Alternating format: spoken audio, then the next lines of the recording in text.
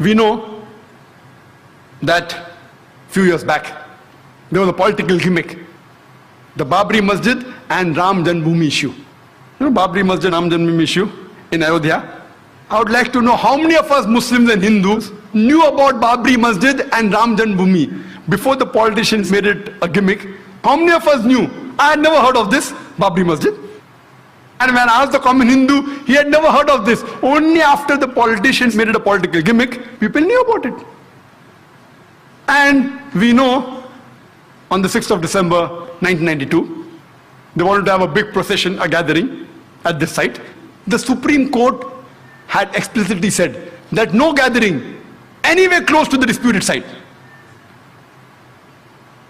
A group of politicians, they make it a political gimmick of Ram Janmabhoomi issue and the Babri Masjid issue.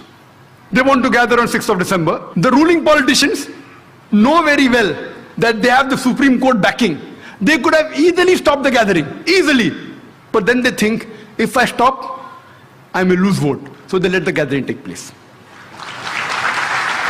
The gathering takes place, and then they say, spontaneously, the thousands of cars were gathered there. Spontaneously, the Babri Masjid was destroyed, spontaneously. You know, there was live recording on the various satellite channels. We know that with Thrashes and lathis, how can you get down a structure? Is it possible? No. They had planted explosives.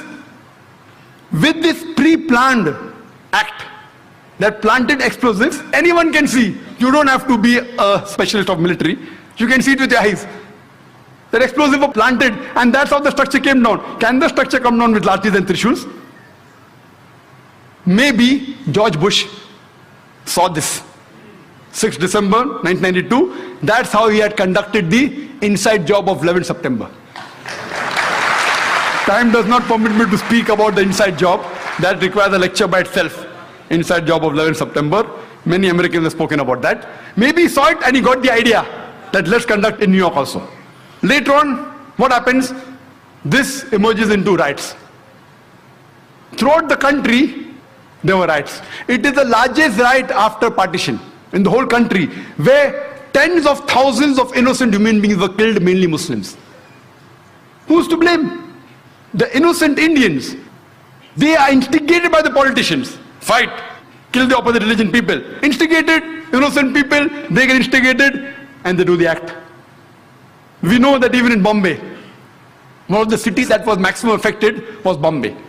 Even during partition, the riots that took place in Bombay was the worst in the history of Bombay. Even during partition, so many people were not killed as during the December 92 and January 93 riots.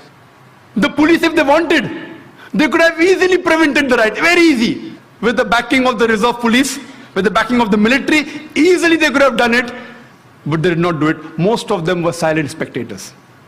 Some were good, they tried, but they were in a minority. Majority were silent spectators, some were party to it. I am aware that even the police is controlled by the politicians. So the police wants to do something, the politicians come in between. So the blame goes back to the politicians. Later on, the government appoints a single judge commission to appease the minority. And they appointed Justice Sri Krishna. It was famously called as the Sri Krishna Commission. And we know that Justice Sri Krishna, he was and is a devout and a practicing Hindu. But at the same time, he is an upright and honest judge. Just like how we have Justice Suresh here. An honest and an upright judge. The verdict he gave, it did not go down the throat of the government. It takes a few years. And he had analyzed the full cases of the riots.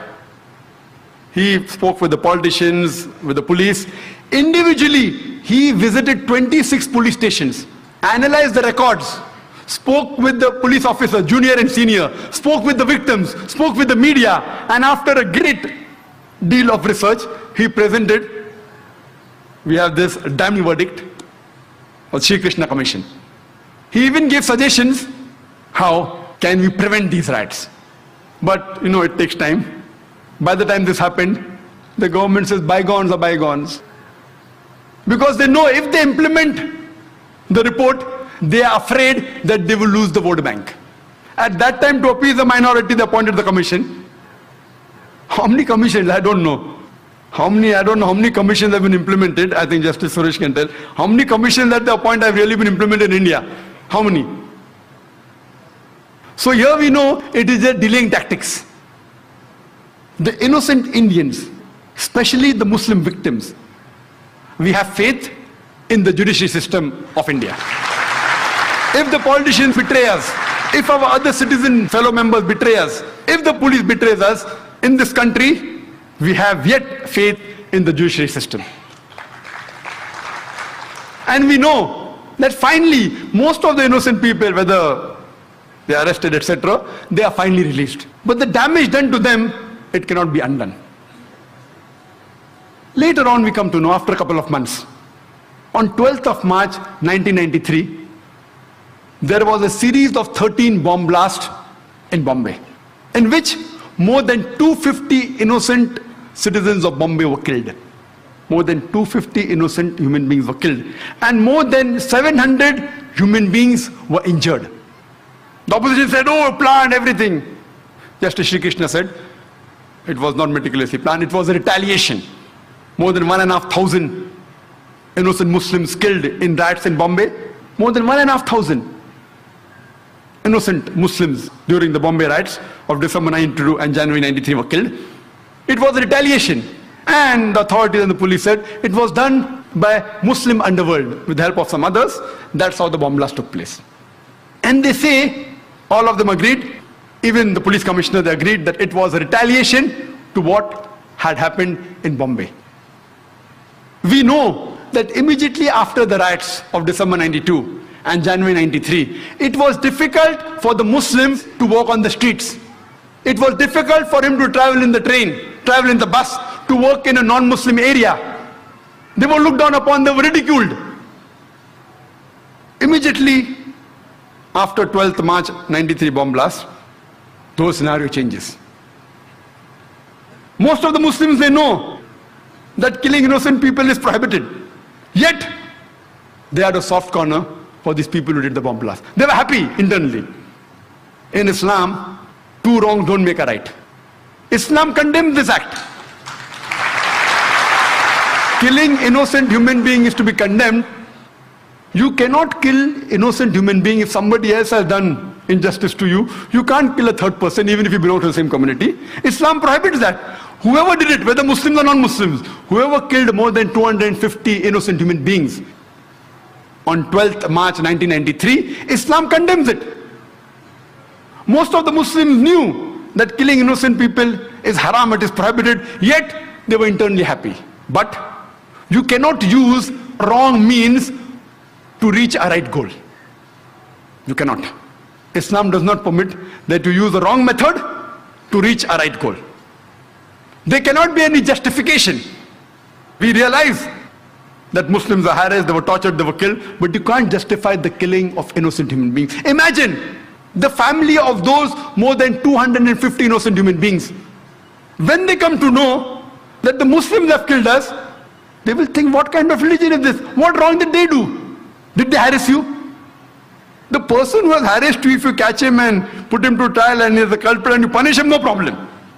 All religions will give you permission. The innocent people killed on the street, what wrong they did to you? Imagine he will become a permanent enemy of Islam. Islam does not justify the killing of any innocent human being. It is to be condemned. When we realize the chain of sequence of events, who is to be blamed? We come to know that prevention is better than cure. Who is to be blamed? When we see the sequence of events, we come to know that if the opposition politicians, the politician from the opposition party, if they would not have used Babri Masjid and Ram Janmabhoomi issue as a political plank, the Bombay bomb blast in 93 wouldn't have taken place. Later on, the politicians in power, they could have easily prevented the gathering. They could have easily prevented the destruction of the Babri Masjid. Easily. They had the Supreme Court verdict. They had the military, they had the police, but they were afraid that if we do it, we'll lose vote bank, so they let the destruction take place. Second people responsible are the politicians in power. Third people the innocent Indians, they are instigated against the minority. And they involve in killing of thousands of innocent Muslims. They are too responsible. But they're innocent people. Fourth people responsible is the police. The police could have easily prevented the riots in Bombay or anywhere in India, easily. The normal civilians, we are military trained. We cannot fight with the police. It's easy. It's very easy for the police of any city, especially Bombay, to prevent the riots. Very easy. Preventing terrorist attacks is difficult. I'll come to it later on. But riots is very easy. Easy. But they didn't do it. Some were afraid. There were a few who went out of the way and helped the innocent victims, but the majority were silent spectators. Some even were party to it. Some who were silent spectators, they were afraid that if we went against the politician, we would have been transferred. They too are to be blamed. Fourth people to be blamed are the police. Fifth, last but not the least, the people who committed this bomb blast. Islam does not give permission to use wrong means to reach the right goal. All five categories are to be equally blamed. If you want to stop terrorist attacks, go to the root cause. Stop the injustice. Stop the wrong done to a particular group of people, and terrorism will stop.